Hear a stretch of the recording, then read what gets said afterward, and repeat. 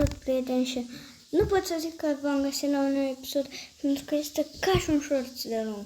Am să sapem repede filmarea, pentru că vă dați seama de la ce apăs. Asta și asta. Sunteți gata? Am pușat unii brawleri, chiar mi-a picat bronz în statul mitic, chiar. Și acum urmează să luăm pe Spike în 3, 2, 1. Pur și simplu nu am să cred că l-am luat pe Spike. Favoritul meu brawler.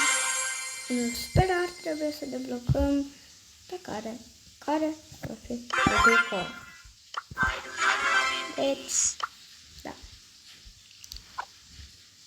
Acum noi îl putem lua Perico, să avem de brawler pe episod, dar vreau să-i dau upgrade-uri multe lui Spike. Upgrade-uri pot să dau.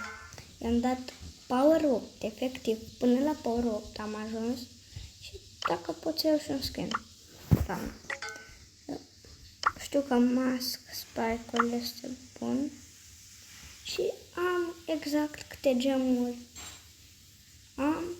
Hai să avem și un skin pe Spike.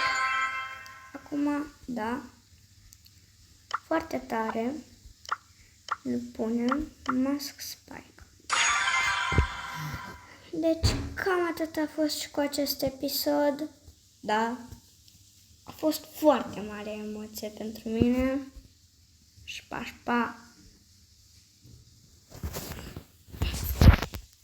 Mama, mama, mama, mama, mama.